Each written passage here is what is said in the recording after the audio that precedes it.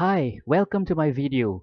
Today I'm going to talk about some Excel terminologies or some Excel jargons that are commonly misunderstood by some people who are even users of Excel.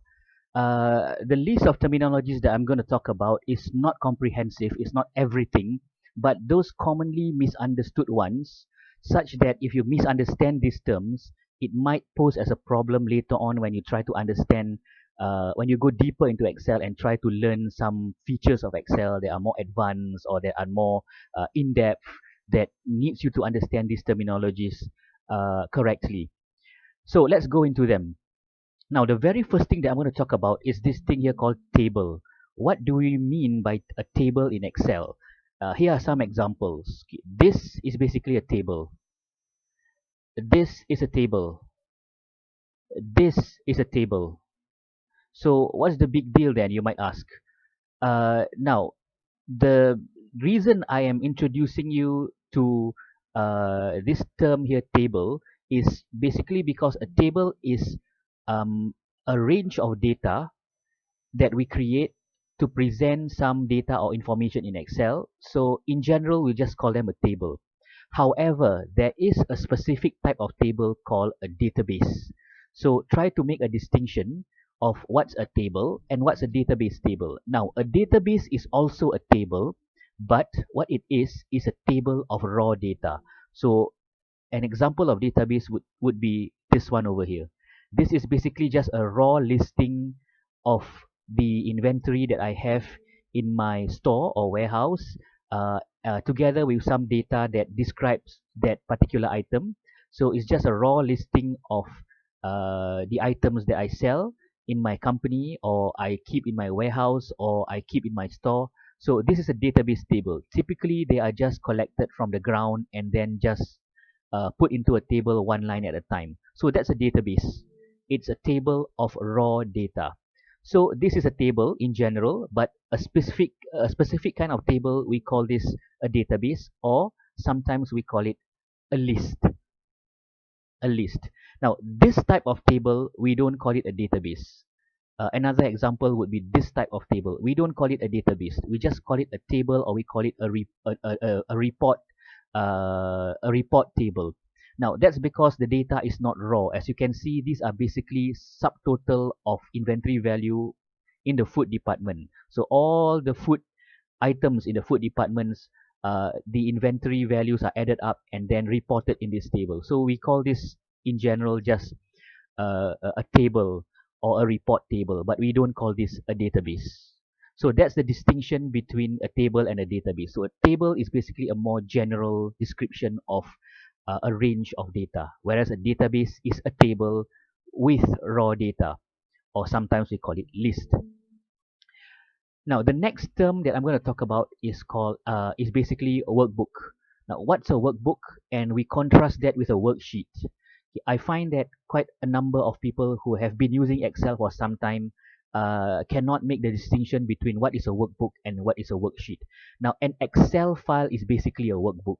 So if I were to go to my file explorer, so I have three workbooks in this sales folder that I have on my computer. So attendance is a workbook, forecast is a workbook, sales is a workbook. Now within these workbook, you have worksheets like these. Let me just zoom in. So these are worksheets. So worksheets are basically those tabs that you see within an Excel file or within a workbook. So these are worksheets. Now the confusion is basically uh, made worse because when you display the description panel in your file explorer, when you click on a particular Excel file, it says here Microsoft Excel worksheet. Now, I'm not sure why they use the word worksheet over here, but it deepens the misunderstanding, and it's probably because of this misunderstanding that Microsoft probably loosely used the word worksheet to describe an Excel workbook, so that if anyone who is not initiated into Excel would probably be more familiar with the term worksheet rather than workbook. Uh, but strictly speaking, this is a workbook. Worksheets are basically the tabs within a workbook. Let's just zoom that out. right? So that's basically workbook and worksheets. The next thing that I'm going to talk about is select and selection. When you go to a particular Excel worksheet and when you do this is what we call selection. So this gray area here that I use my pointer to blanket the data with is basically what we call a selection. So when I say select D3 to D5, this is what I would do. When I say select D2 to E4, this is what I would do. So my action is basically selecting, and this is a selection. So that's basically what select means. The next term that I'm going to talk about is something called command button. When you go to an Excel ribbon or an Excel menu, when you click on any menu tabs, what you see in that tab are basically command buttons. These are all command buttons. So typically people would just call them button, but sometimes instructors or trainers would refer to them as commands. So this is the pivot table command. This is the slicer command. This is the pivot chart command. Yep. So basically that's what commands are. They are buttons. But the full name for these items, they are called command buttons. So some people just in short call them buttons. Some people in short call them commands, especially instructors, some instructors and some trainers. So that's what commands mean. Basically, it's used to refer to buttons within the Excel menu. The next thing that I'm going to talk about is something called cell or range. Now, a single rectangular space in your Excel worksheet is called a cell. So this is a cell. This is a cell. This is a cell. But a group of cells, for example, C9 to C12, C9 to C12, a group of cells is known as a range. So this is a range. Even if I don't select it, if I were just to point you to, in general, if I were just to point you to this area, this is a range. So a range is basically a collection of cells. It's called a range. But you might also, or you may also refer to a single cell as a range. So this range D9. So it's a range of a single cell. So a cell is basically one single cell, but a range can be a cell to a few cells in a specified area. So that's what a range is. The next thing that I'm going to talk about is something called a row. Now, what is a row? Let me just bring you to an empty Excel worksheet. Now, a row is basically a group of cells that make up a horizontal line. So if I were to just zoom into this worksheet, now this is row 4. So I've just selected row 4. So a single horizontal line of cells, group of cells, is known as a row. Now, strictly speaking, a row is basically from the very first cell to the very last cell. So that's one row.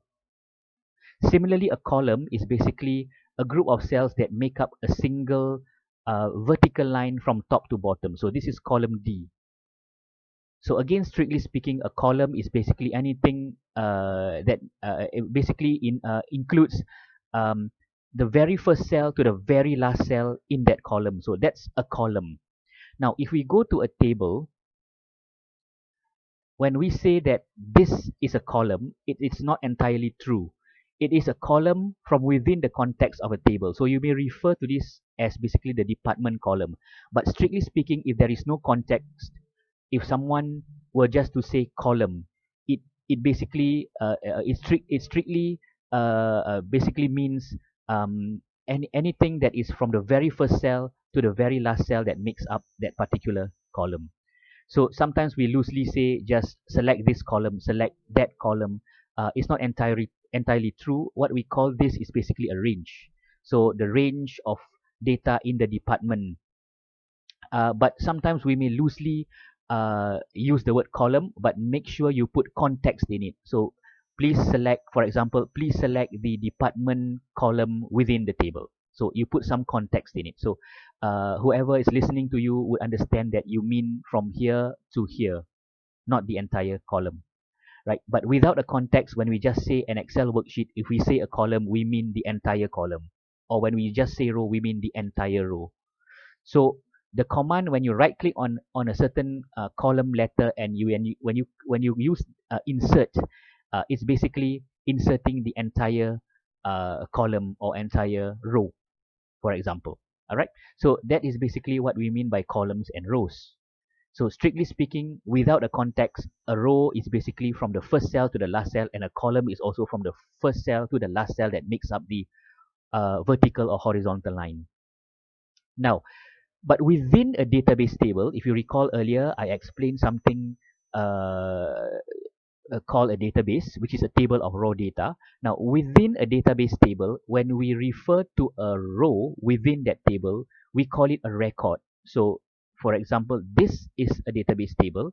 So, when I refer to basically this one over here, inventory ID 4, from here right up to here, so that makes up a single row in the database table. Within the database table, we refer to this as a record. So a record is a single row within the database table. So take note that it's within the database table. When we refer to a column within a database table, we call this a field.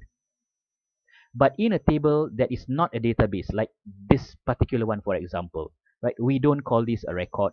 We just call this a row entry. Is just a lay description uh, of the area. We just call this a row entry, or uh, yeah, we call this column within the table, but we don't really call this a field. So records and fields are basically rows and columns within a database table, whereas rows and columns without a context, if we just refer to a sheet, it means the whole row from first cell to last cell, or the whole column from first cell to the last cell. So if you are referring to a specific row or column within a table, use the word but give it a context.